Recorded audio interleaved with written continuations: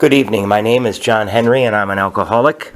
In this Code Blue Big Book Action and Study seminar, we're going to go through the first 164 pages of the Big Book, the recovery section, and we're going to do the work that the first 100 people who recovered said we have to do to overcome this hopeless condition of mind and body.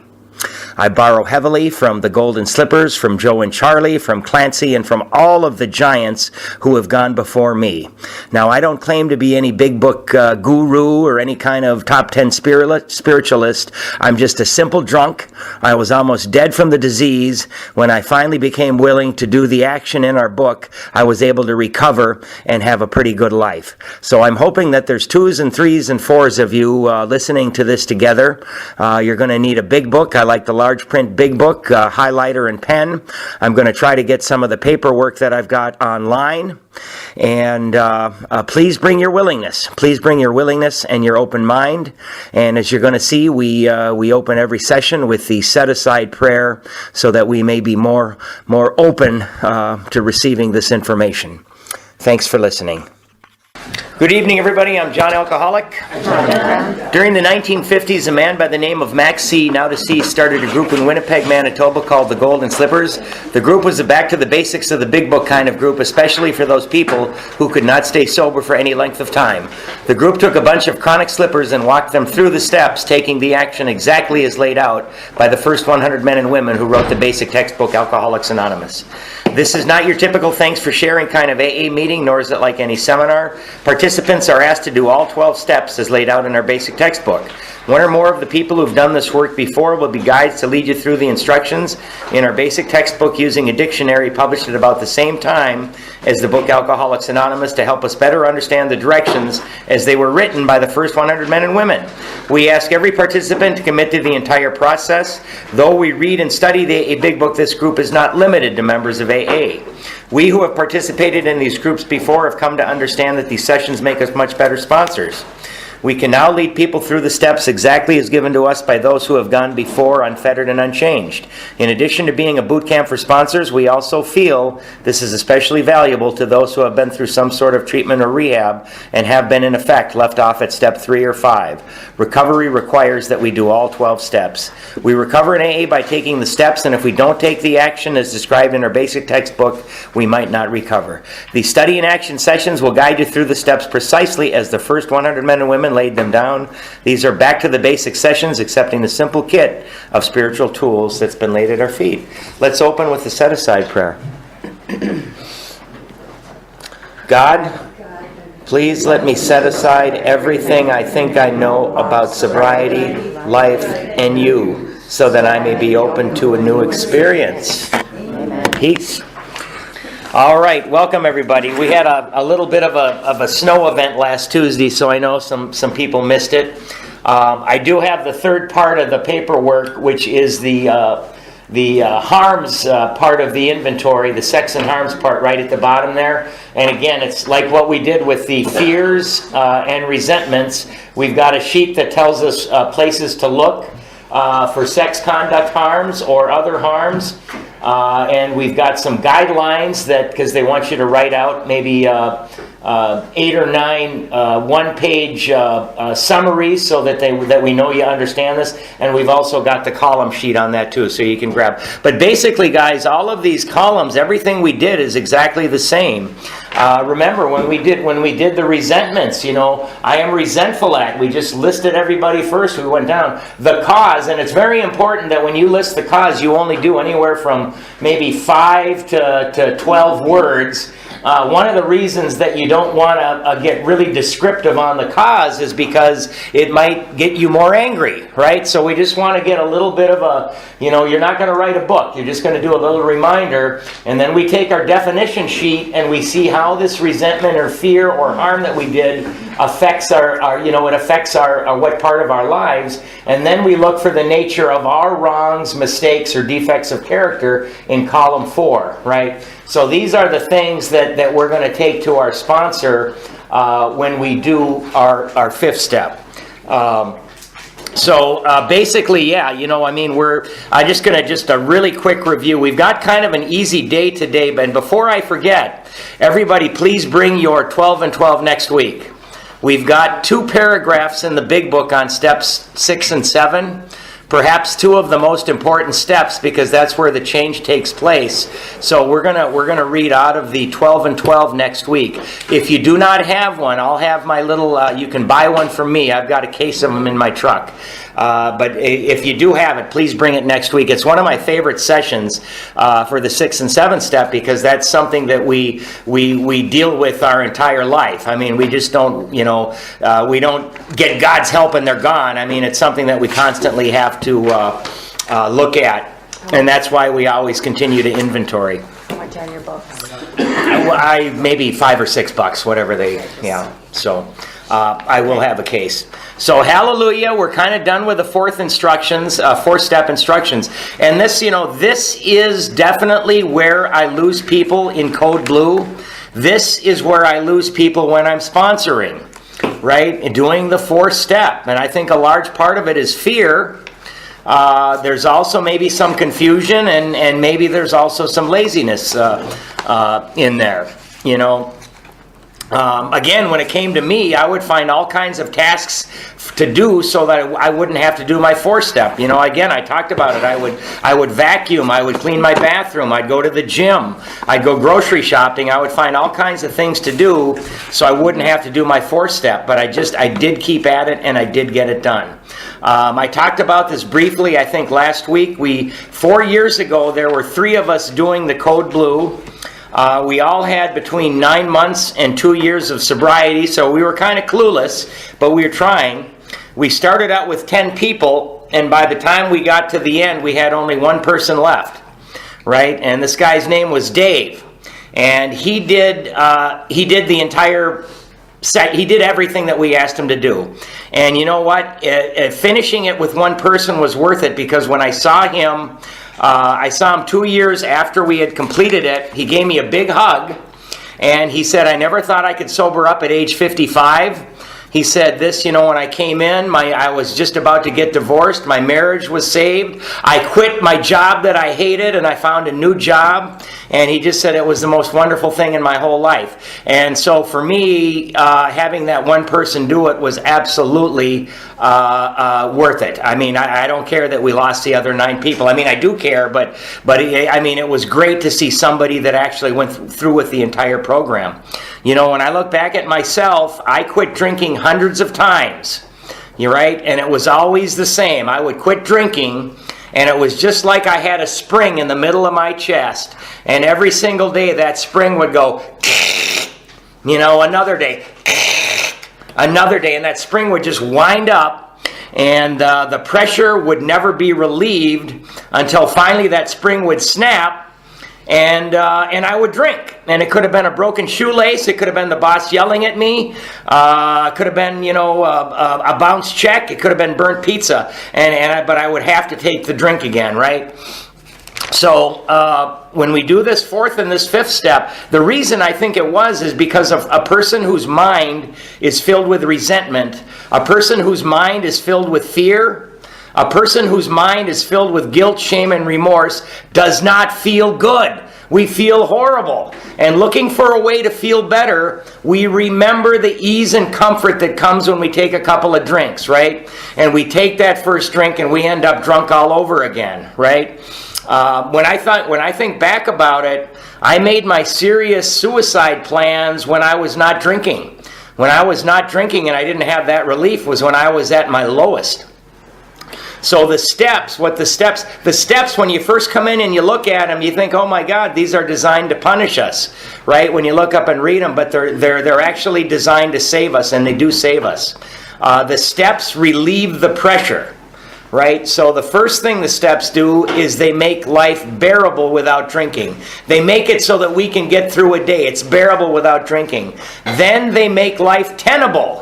Right? Tenable means able to be maintained, defended against attack. So secondly, they make life tenable without alcohol. And eventually the steps make life without drinking preferable, right, to life with drinking, right? And when you continue to work these steps, your life gets better and better and better.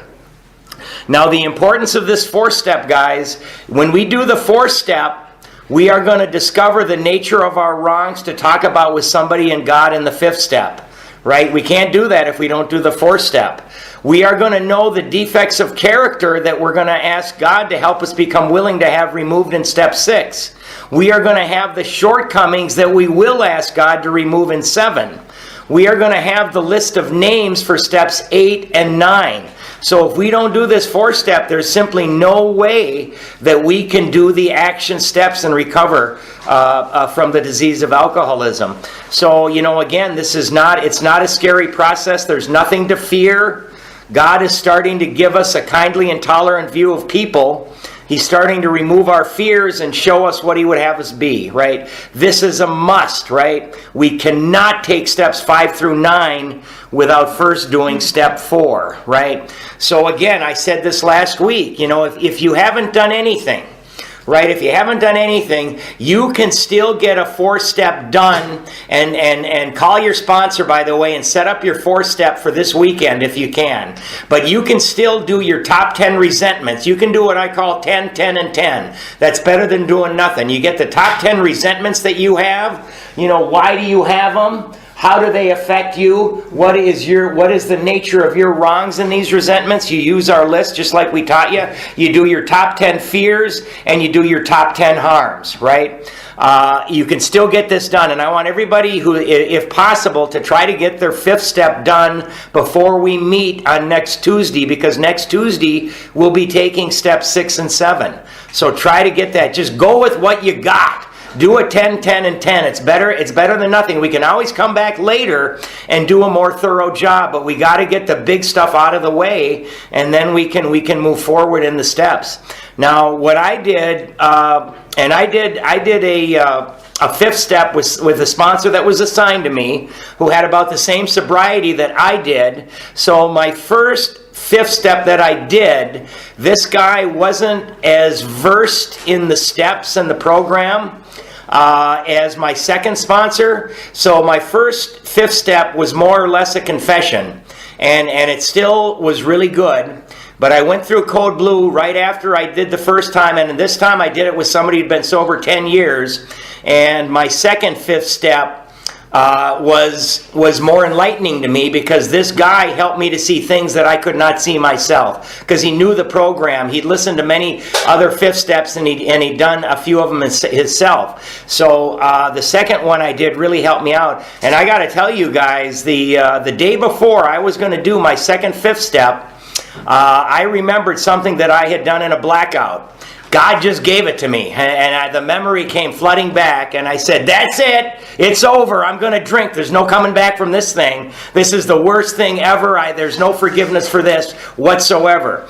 Now, funny enough, God gave that to me, and I called up my sponsor, and we talked a little bit about it, but he gave it to me right before my second 5th step, and that's the first thing I talked about in my second 5th step, and my sponsor relayed to me something that he had done that was quite similar to that, and we talked about it, and he convinced me that God did indeed forgive me because of what I was trying to do with my life, and the fact that I was trying to move forward and start to help other people. And so it was kind of an amazing experience, and I got rid of that thing.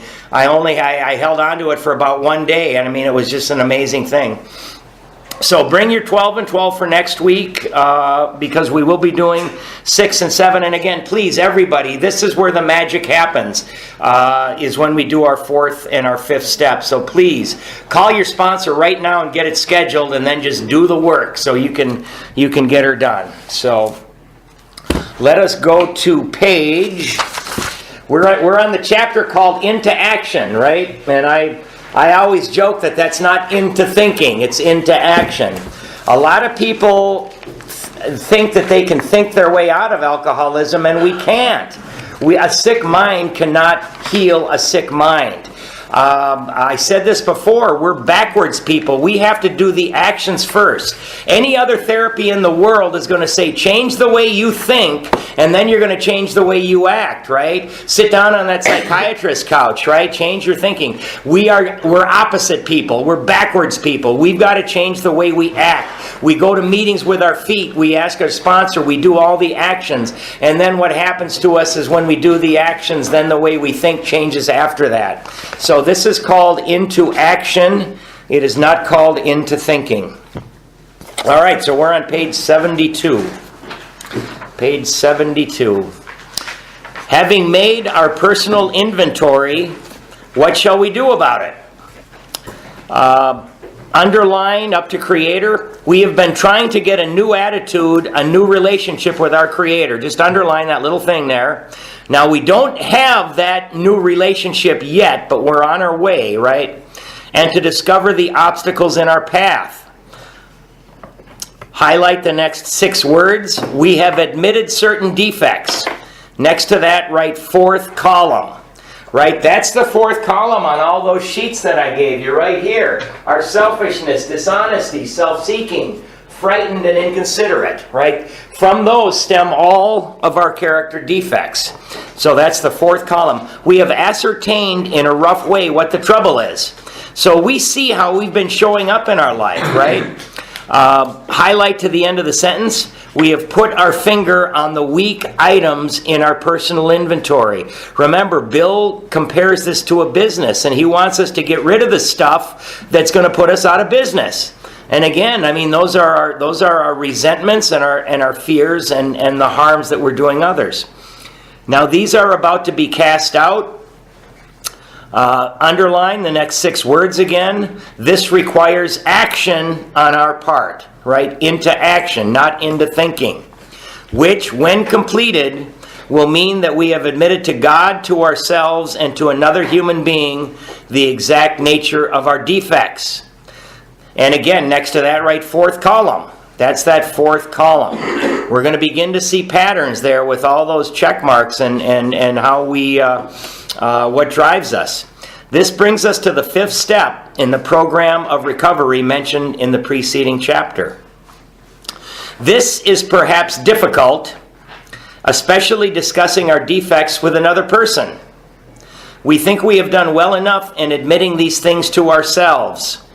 There is doubt about that. You know, when I tried to do this alone, or when I tried to look at what was wrong with me, I thought I was a pretty good guy. And I mean, I really couldn't see anything, right? When I tried to do this by myself. So let's highlight the next sentence. In actual practice, we usually find a solitary self-appraisal insufficient. So they're telling us that that's not going to work. It's not going to work. Many of us thought it necessary to go much further. We will be more reconciled to discussing ourselves with another person when we see good reasons why we should do so. Let's highlight this next sentence. The best reason first. If we skip this vital step, we may not overcome drinking. So put a little 1 next to that. That's the first of 3 times they're going to tell us we're going to get drunk if we don't do this. So off to the left, we're going to write something. We're going to write, if I am not honest, I will not have a healthy recovery. If I am not honest, I will not have a healthy recovery. You know, and I realize that we've just got to do the best that we can. Right? And we can always do another 4th and 5th step again later. So we're going to try to do the best that we can given our circumstances. If I am not honest, I will not have a healthy recovery. Time after time, newcomers have tried to keep to themselves certain facts about their lives. Trying to avoid this humbling experience, they have turned to easier methods. Okay, highlight the next 5 words. Almost invariably they got drunk. Put a little 2 next to that. That's the 2nd time.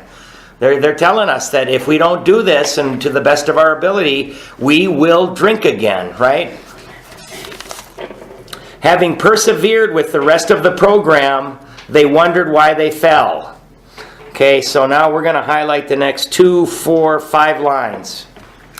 We think the reason is that they never completed their house cleaning. They took inventory all right, but hung on to some of the worst items in stock. They only thought they had lost their egoism and fear. They only thought they had humbled themselves. You can stop highlighting there. But they had not learned enough. Okay, so underline these 3 words. They had not learned enough of humility, fearlessness, and honesty, in the sense that we find it necessary until they told someone else all their life story. And underline all their life story. Now this is where some people get confused, right? They skip ahead of the instructions on doing the 4th step and they say, aha! They want us to write a biography of our life, right? And that's not what the 4th step is at all, right? It is, I didn't start becoming resentful against people only when I started drinking. My whole life I had resentments against people. I didn't have all these fears, only after I started drinking. I had these fears throughout my whole life. So this is our life story: resentment, fear, and harms that we've done others wise, right? And if you just write out your whole biography, 95% of your life story is going to hide the 5% that we need to get at, the 5% that is keeping us drunk, right? So we just got to follow these instructions. More than most people, the alcoholic leads a double life. He is very much the actor. Okay, let's highlight to the end of the paragraph. To the outer world, he presents his stage character. This is the one he likes his fellows to see. He wants to enjoy a certain reputation, but knows in his heart he doesn't deserve it. So, right where it says, this is the one he likes his fellows to see, he wants to enjoy a certain reputation, right next to that, write self-seeking. Self-seeking. Right? I want you to think I'm the guy that I want you to think I am, not the guy that I really am, right? I'm going to run around like a madman trying to do stuff to convince you that I'm somebody that I'm not, right? The inconsistency is made worse by the things he does on his sprees. Coming to his senses, he is revolted at certain episodes he vaguely remembers. These memories are a nightmare. He trembles to think someone might have observed him. As fast as he can, he pushes these memories far inside himself. He hopes they will never see the light of day. He is under constant fear and tension, and that makes for more drinking. Underline that last part and put a 3. That makes for more drinking. And then do a little bracket on that whole paragraph there and write denial next to it. Right? As fast as he can, he pushes these memories far inside himself. He hopes they will never see the light of day. So just bracket that whole paragraph and write denial. And then put a 3. They're telling us we're going to get drunk again, right? When we try to push all this stuff and not look at it, right? We're going to get drunk again. Psychologists are inclined to agree with us. We have spent thousands of dollars for examinations. We know but few instances where we have given these doctors a fair break. We have seldom told them the whole truth, nor have we followed their advice. Unwilling to be honest with these sympathetic men, we were honest with no one else.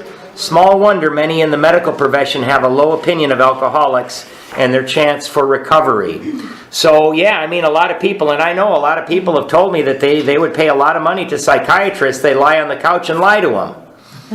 Yeah, that's crazy, right?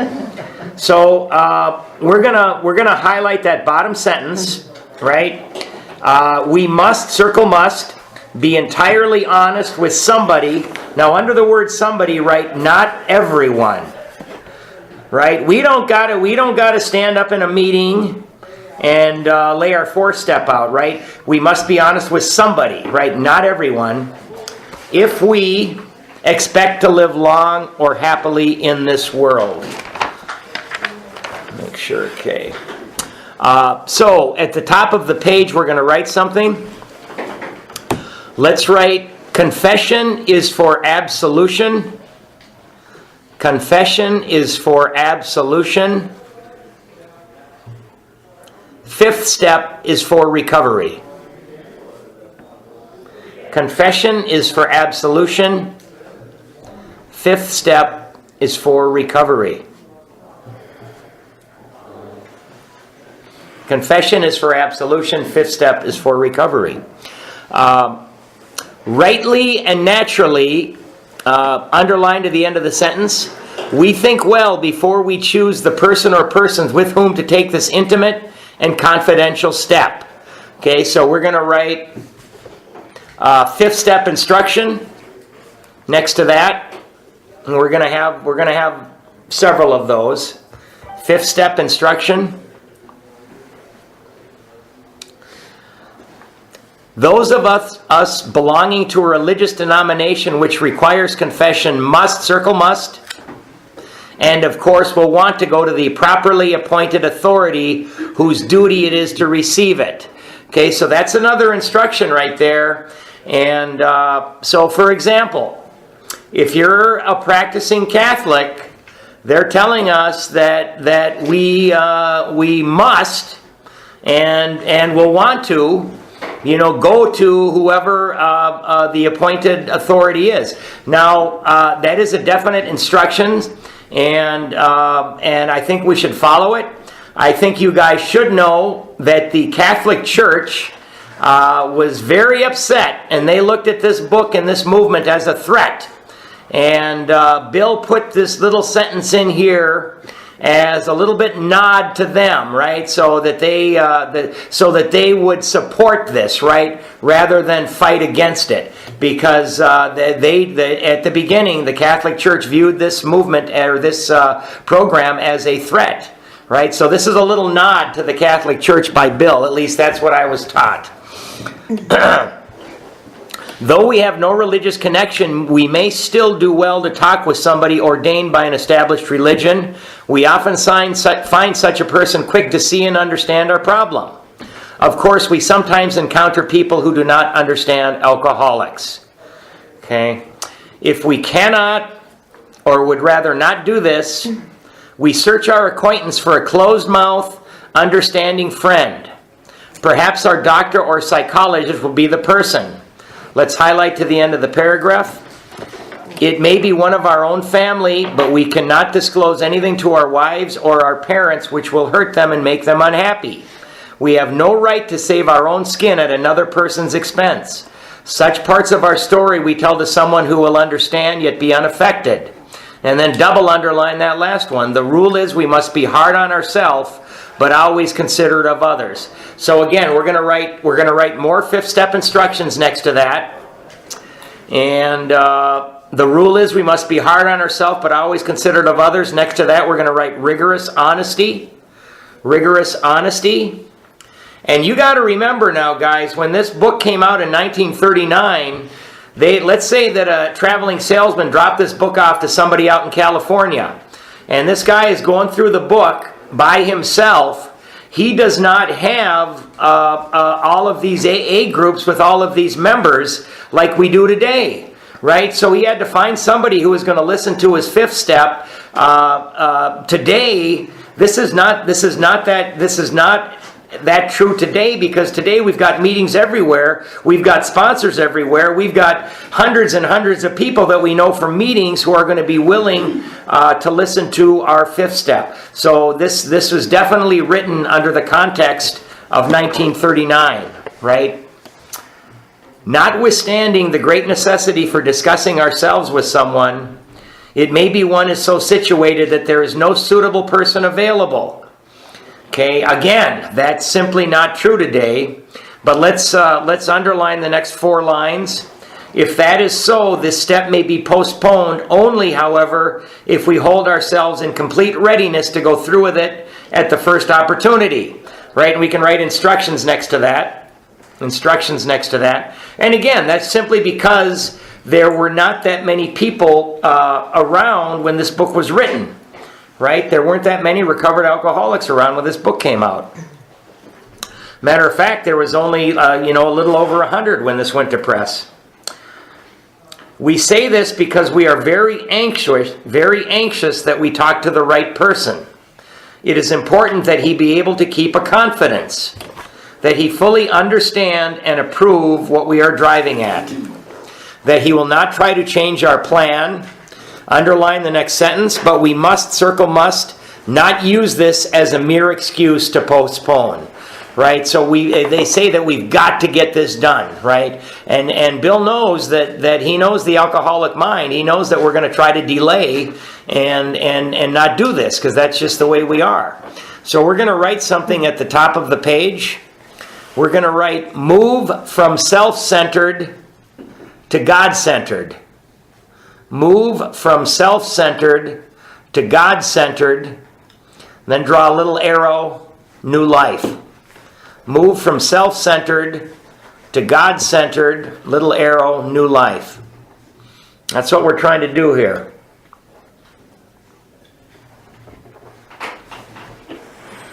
Okay, so highlight the next sentence. And I mean, again, it's another instruction, of course. When we decide who is to hear our story, we waste no time. Right? Remember, man, when it said the third step was a vital and crucial step, but it'll have little permanent effect unless at once followed by an effort to remove what's been blocking us. Right here, he's telling us we waste no time. So they want us to move through these steps as quickly as possible. Anybody says, "Oh, I don't think you're ready to do your fourth and fifth step right now," that's an invitation not to do it, to let stuff build up so you can go out and drink. So we want to get through these. And when you're sponsoring somebody, we want to walk these people through these steps as quickly as we can. Right? We don't need to wait 6 months for the cobwebs to clear out of our heads. We simply don't need to do that, because if we do, we might get drunk. We get drunk, we might die. So we're going to walk people through these steps as quickly as we are able to do that. We have a written inventory and are prepared for a long talk. We explain to our partner what we are about to do and why we have to do it. He should realize that we are engaged, underline, upon a life and death errand. Okay, this is life and death. I mean, I'm sorry, guys, but alcoholics are dying all over the place. And alcoholics are dying in the rooms of Alcoholics Anonymous because nobody's telling them about the program that they've got to do to change their life. People go to meetings and they still die of untreated alcoholism because they don't do these steps. You know, there's a lot of people who think just going to meetings and hanging around the fellowship is enough. And you know what? That advice to me, don't drink and go to meetings, that almost killed me, because what I did is I said, well, that's all I have to do. That's the advice. I don't have to do anything else besides that. And I'll even go to a meeting every day, and that advice almost killed me. So we've got to go to meetings, but we've got to do this work. The fellowship is going to support us while we do the work and have a life-changing experience. By the way, next to a life and death errand, write 2 hours is enough. Now, there's several ways to do the 4th step, but if you do it the way that we're taught in Code Blue, we do a lot of the work ourselves. Remember, when we look at this stuff the way we do, and we call our sponsor, 95% of the fears and resentments disappear. Because we see how stupid they are and how ridiculous and how they're screwing our life. And honest to goodness, 95% of mine disappeared. So when I got down to it, 2 hours, both of the 5th steps that I told somebody when I was the guy speaking were about 2 hours, right? And the ones that I've heard, I teach people to do it this way. Every 5th step that I've heard lasts about 2 hours. Most people approached in this way will be glad to help. They will be honored by our confidence. Okay, so let's underline the next sentence. We pocket our pride and go to it, illuminating every twist of character, every dark cranny of the past, right? So just about all of these things are instructions, but so now what we're going to do is we're going to look at some 5th step promises. So next to the paragraph that I'm about to read, write 5th step promises off to the right. So the paragraph, we pocket our pride and go to it, eliminating every twist of character. That paragraph, write 5th step promises right next to that whole paragraph, and we're going to number them.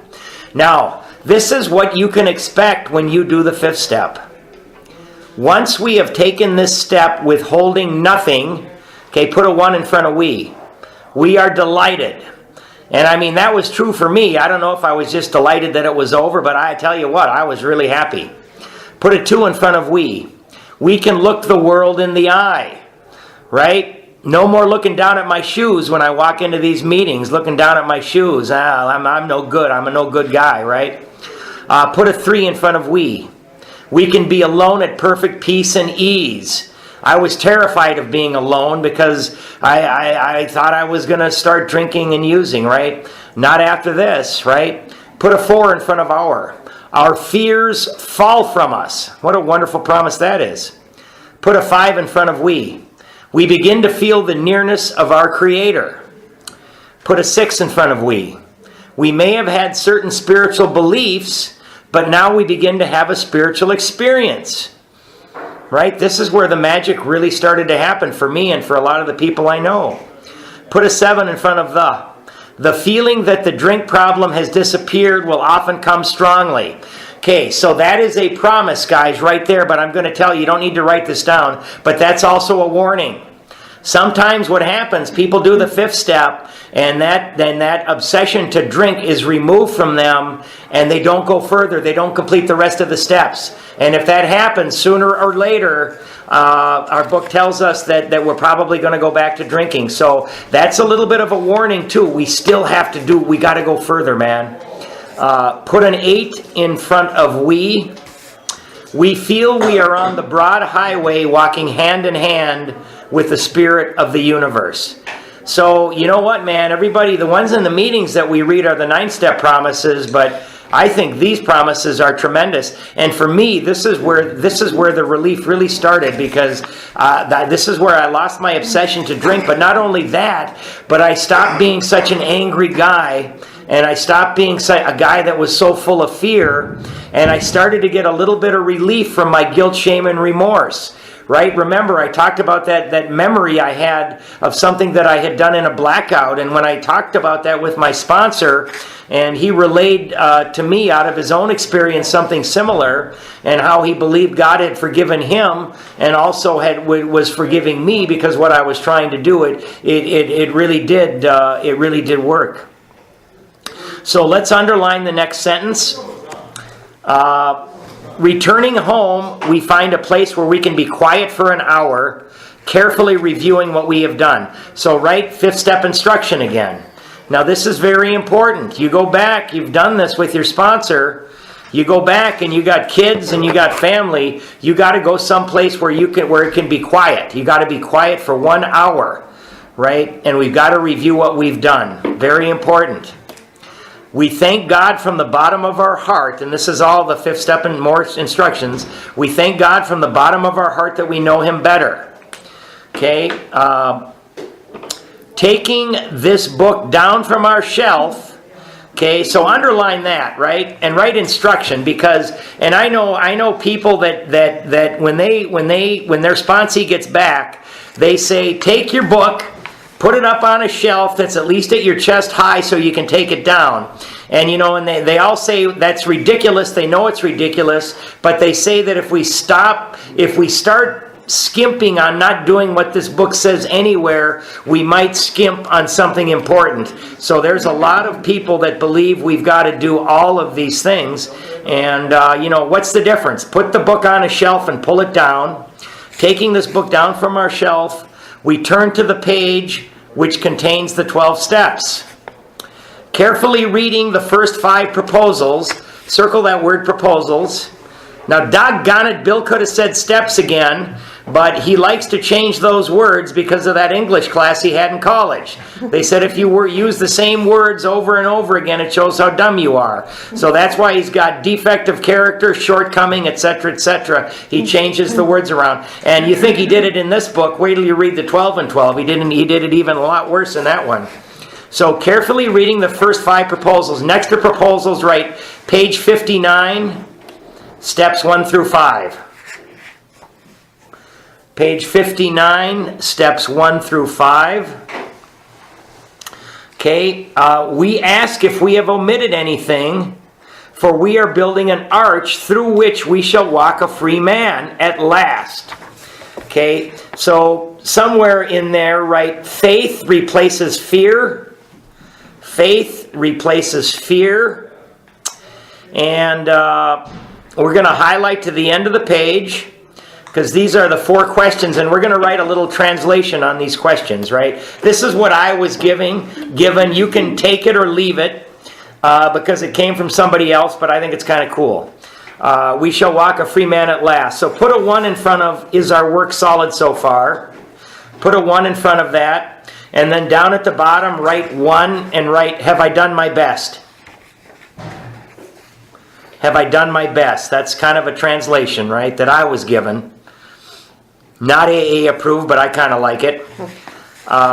Put a 2 in front of R. Are the stones properly in place? Okay, so let's put a 2 down below and write solid 1, 2, and 3rd step. Solid 1, 2, and 3rd step, question mark.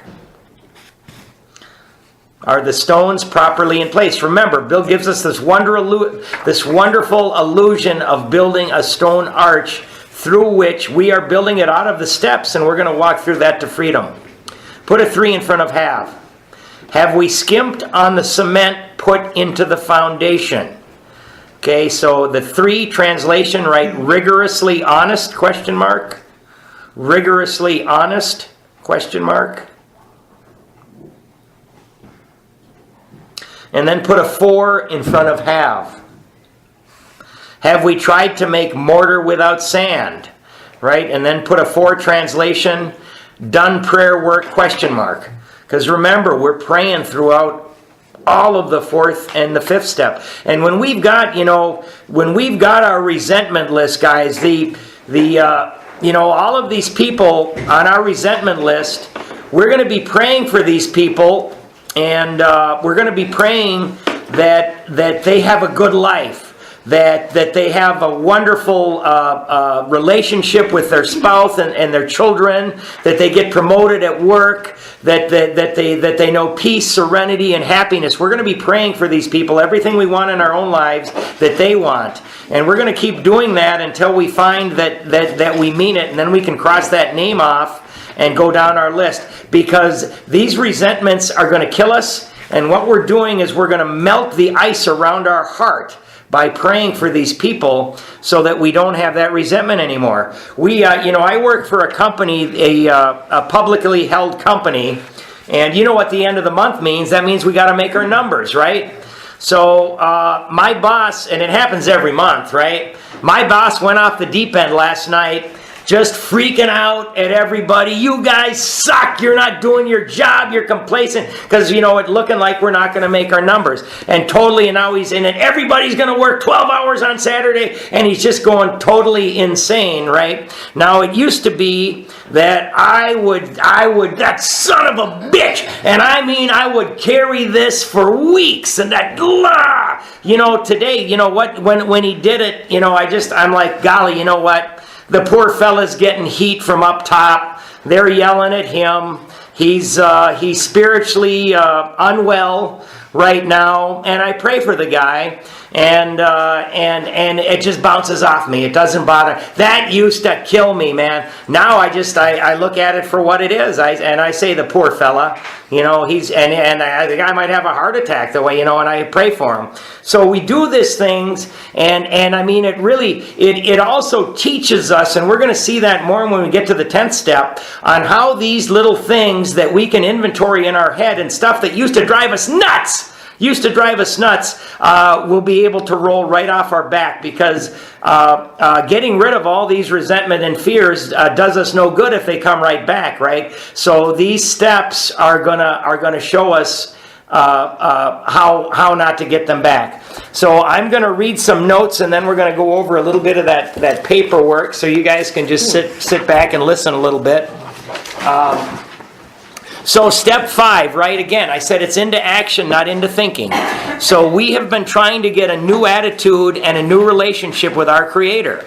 Now, I did the very best I could working on my 4th step with the limited knowledge and experience, right? Because I've never tried to do anything like this before in my life, so I did the very best I could.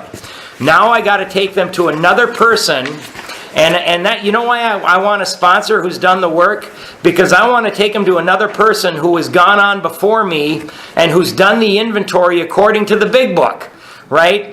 And now that person is going to help me glean more information out of each of the situations from my 4-step. So when we cover these things, the fellow listening to it is going to be able to help me get even more information out of it, right? And that's what we're going to talk about. So it's very difficult for me to see the truth and to see my defects of character because of the years and a lifetime of rationalization and justification of those attitudes, right? So I've been rationalizing and justifying my whole life. So I need another human being to look at me objectively and to help me see the things that I can't see, right? Because I'm starting out on a new lifetime engagement, I need all the help I can to have a successful life, and that's why I want a sponsor to hear this. I did the best I could on my inventory process, but again, the book tells us solitary self-appraisal is insufficient. I need God and another human, again, to help me see what I can't see. We need help because we've been leading a double life. Right? I don't know about you guys, but I had become the world's greatest con artist, the world's greatest manipulator. Right? You cannot be a successful alcoholic if you don't learn how to lie, cheat, con, manipulate, steal, do whatever's necessary, right? Now, at the same time, though, we have a conscience, and I don't think a lot of us could live with ourselves if we really had to see what we're doing, what's going on when we're drinking. So we use our resentments. Remember that. We use our resentments to transfer all blame to other people so that we can live with ourselves, right? So we do something, right? Our defects of character, somebody retaliates against us, and it's all their fault. That cop that gave me the DWI, he was waiting for me, right? I mean, I'm using my resentments to absolve myself of all culpability at the things I do. And if we've been doing this for 5, 20, 10, 20, 30 years like me, you come to AA and take step 4, you're going to be about as honest as you can. But let's face it, we cannot be completely honest with ourselves. So another human being who has walked this walk, who's done steps 4 through 9 according to the big book, right? I need to have them help me see the things I can't see about me. For example, I'm going to say, well, obviously this was caused by my sex instinct. And he's going to look at it and he said, the hell it was. You were trying to build your self-esteem there, right? So this person is going to help me see what I'm not trying to see, right? This was caused by my fear. He's going to say, no, that wasn't. That was just plain old dishonesty, right? So again, they're going to help us see what we can't. And when we do this process ourselves, and then when we listen to other people's 5th steps, we're going to be able to help them see things that they can't see, right? So we're getting ready to start a lifetime-changing process. We need to be sure that we're going to try to change the right things about us, right, in 6 and 7 with God's help, so that we can have peace of mind in the future. So when you're looking at somebody to hear your 5th step, do they know the program? If the answer is yes, then they can help you. If they don't know the program, then it's just confession, right? And I think that we need more than just confession. Confession is good for the soul, but I really want to know, what am I going to ask God's help for in 6 and to remove in 7? And I need to know what the things that I have to work against, these defects, because when we get to 6 and 7, we're going to see that we need to work against these defects in our daily life. We do that by practicing the opposite of what we used to do, but we need to know what they are. So confession is for absolution, that's very important, but step 5 is for recovery. Right? So again, we're building an arch through which we are going to walk to freedom. Step 1, remember, willingness. The willingness to do something different, that's the foundation. Step 2, belief. Belief that if it works for others, it can work for us. That's the cornerstone. Step 3, God is our director, or even a simple decision to go through the rest of the steps. That is the keystone that holds everything together. We do steps 4 and 5. We now have 2 more steps in place, right? So what I did, guys, when I met both of my sponsors for both of my 5th steps, the first thing I did is I gave them each about a 10 to 15 kind of history of what my life was, a girlfriend, just kind of ran through my life, a history about it. And then I jumped right into my top 10, man. I started out with the worst thing I'd ever done, and I wanted to get them out. So I went 1 and I went through 10, right? I got that done. And then I read some of my summaries that we talked about last week, where you write a page on where you got a whole bunch of check marks. You maybe write a page about the ones that have been bothering you, just so you can understand it a little bit better. And then we just go through and we kind of look at some of the resentments that were still bothering me, some of the fears that were still bothering me, and some of the big harms that I'd done other people, right? So let's look at the suggested preps. And we got an easy day today. We're going to be done shortly. Tomorrow next Tuesday will be a full one on step 6 and 7. So suggested preparation for the 5th step. And keep this, because you're going to need this when you help other people, right? So before we get started, in the Big Book of Alcoholics Anonymous, we're going to read page 72 to the first paragraph of 73. That's part of what we read today. Also in the Big Book of Alcoholics Anonymous, we're going to read the first paragraph from page 75. We always like to pray before we do this. I was told to pray when I was giving it, but I also pray for God's help when I'm hearing it. I pray for God to let me be patient, kind, and loving, and help. And I pray for God's guidance so that I can help this person. Very important when you're hearing it. So we do this preparation with your 4-step. Along with any sponsor suggestions or any from your 5th step receiver, it's time to do your 5th step. So again, when you do it, upon completion, we go to a quiet place where you'll spend the next hour. When you arrive, you read again from the Big Book, the last 2 paragraphs of page 75, and you answer the questions in that reading.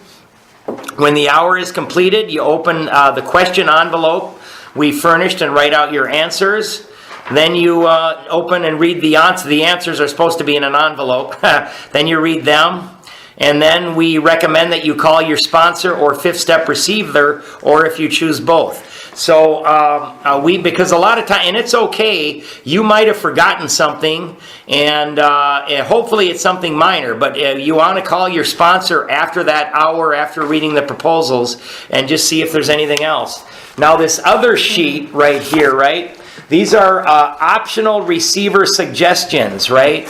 So this is just some stuff, and we're gonna look at some of the questions because some people don't understand them, and I didn't. But I was taught this by the giants. So before the day, you call the 5th step giver and remind them to pray, to bring the Big Book, to bring the questions and answers, to bring all the 4-step sheets, to bring the written summaries.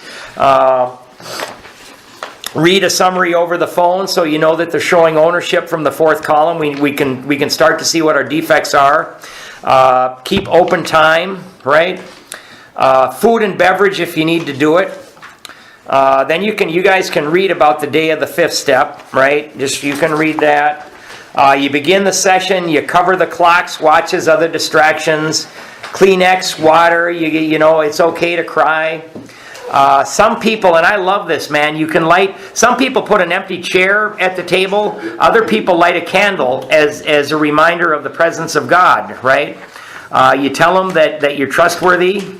Kind of look, you can you go over this yourself, but there's very good instructions. Okay. Again, page 3, their story. That's that quick summary that you do, right? Growing up, marriages, etc. Don't laugh or take lightly when you're hearing, I know a guy who chuckled during a 5th step, and the guy never came back. And I asked the guy who was listening to the 5th step, and he said, well, I wasn't laughing. I was laughing because I related it to him. But you got to tell him that if you're going to do it. This poor fella thought he was getting laughed at, and the guy never came back. And it was completely accidental, and he didn't mean it. But we do not laugh, or if you do chuckle, you say, hey, the only reason is because that's exactly what I did. Right? So we got to let them know. We got to be kind. We got to be gentle. Create a spirit of trust. We share some of our own story, particularly things that they don't think they can be forgiven of from about. We're going to talk about some of those things that we did that were just like it. Look for the body language. Breathe, breathe deeply, right? Take it easy, man. Breathe deeply. And then, these are, when you're hearing it, these are just words. I understand. I hear you. That's tough. Tell me more. These are just some nice instructions that you can get when you're hearing it. The summaries, we talked about that last week. I've got some sample summaries up here. If you missed last week, you can grab them. Define shortcomings. A mistaken way of being someone. A mistaken goal of okayness, not leaning on God. Harms and shames. Harms and shames and secrets that are bothering you. This person's got secrets. We got to get them all out or they're going to drink again. So, give us your top 10. Give us the things that you've never shared with anybody. I'm not going to, it goes to the grave with me. No one else will ever hear about it, right? And luckily for me, that's particularly true since I'm starting to go senile, right? So I'm a great guy. My friend Eric, because his memory's bad from the cancer. He's great because he's not going to remember it, right? So these are some questions, right? And I didn't understand this at first, but I do it because this is what the people who have gone before me told me to do. And a lot of these things, I learn as I go along, but I have to take direction and instruction from people because, I'm a baby at this. I've only been sober 5.5 years. So I do read these questions, right? So they talk about any eating disorders. If heterosexual, have you ever had a homosexual experience? If homosexual, have you ever had a heterosexual experience? Have you ever had sex with animals, right? And we're just told, have you ever had an abortion? That, don't look at the political thing. Some people are really wound up about that, right? So we want to talk about it. Have you been a victim of incest, right? Now, we're not paid professional counselors. Some of these things, obviously, they might need to see a professional about, right? Particularly the sexual abuse stuff. So you can read over that. Right? Have you ever been raped, molested, or beaten? Have you ever been a sexual abuse, incest, or physical abuse perpetrator? Have you ever done it? Right? Here's a big one. Have you ever maimed or killed anyone? Right? You might want to be talking to a lawyer if you have. Matter of fact, there are some people who are lawyers that people will tell them a certain part of their fifth step for that reason. Have you ever stolen or shoplifted? Right? I did a lot of that when I was a kid. Have you ever had dealings with the occult? Anything else that you're keeping a secret? I didn't see it. Did I see it? One of the big one is, have you ever harmed an animal? Right? Have you ever beaten a dog? When I was a kid, I accidentally killed a kitten, right? And I didn't try to do it, but I did it. And that was something that I had to talk about. So we really want to get everything out. And then at the end, read the fifth step promises and remember I'm trustworthy. Now, people may feel results sooner or they may feel results later, right? I had one of my sponsees, he called me up about 3 hours later and was freaking out. He was freaking out. He was saying, my God, I'm the worst person on earth, right? So he kind of, and I told him what my sponsor told me is that, God sees what you're trying to do with your life. He forgives you. Remember, many of these things that you did, I've done as well. And you just kind of got to share with them. Now, this person, about 3 or 4 days later, he got tremendous relief, right? But he was on edge for a couple of days, right? And so people can react differently to this, and we got to be there for them. And remember, there are 7 more steps after the 5th. Right, and we've got to, you can burn your 4th step, but make sure that you made a copy of it first, because we are going to need that for the names in 8 and 9. Right? Remember, Bill told us several times, referring back to our list. Right? So we really got to keep it. Right? And, I don't care if you can write something on your, if you read this, I will kill you. But we got to keep it because we need it for 8 and 9, right? And again, when you're done, you really got to go and you got to have that quiet hour. If you're listening, you want to thank them. You say something like, you are courageous. You've been searching for value in God. What's God in your life, a God to lean on? I love and respect you, and God loves you too, and you give them a hug. So these are optional receiver suggestions. I really do like those questions though, because sometimes people will hold on to stuff that they really need to talk about. So these questions, you just don't know what's going to happen, right? So if anybody has any questions, I'll try to answer them. You may get a dumb look, but is this something that we should give to the person that we're going to do our fifth step with? Well, you suggested preparation for the fifth step is this short guy right here, right? Right. This is for the receiver. Right, that's mainly for the receiver. But these instructions are for the guy who's going to be giving it, and you, and both of you, right? And again, you always, and I mean, it's wonderful to get on your knees and do the third step prayer before you get started too. I don't know if that was in there, but that was something that both of my sponsors did with me. We got on our knees and we did the third step before we got started. And I always, if I'm ever listening to somebody, I ask for God's help and guidance. I ask God to make me able to hear and see things that normally I couldn't hear or see, right? Because I want to try to be helping this person as best I can. So if you haven't done anything, do 10, 10, and 10. Call your sponsor when you leave here and say, we got to do it this weekend. And just do the best that you can, because we will be doing steps 6 and 7 next week. And then we're going to move on, and we're going to do 8, and we're going to do 9. We're going to get you started on 9. 9 is a longer process, right? But we want you to at least do 1 or 2 amends during Code Blue, because once you've done 1 or 2 amends, you've done these steps, you're ready to sponsor somebody. And then we're going to teach you the maintenance steps, which are 10, 11, 12. They're not only maintenance, they're growth steps. So, all right, let's end with the third step prayer.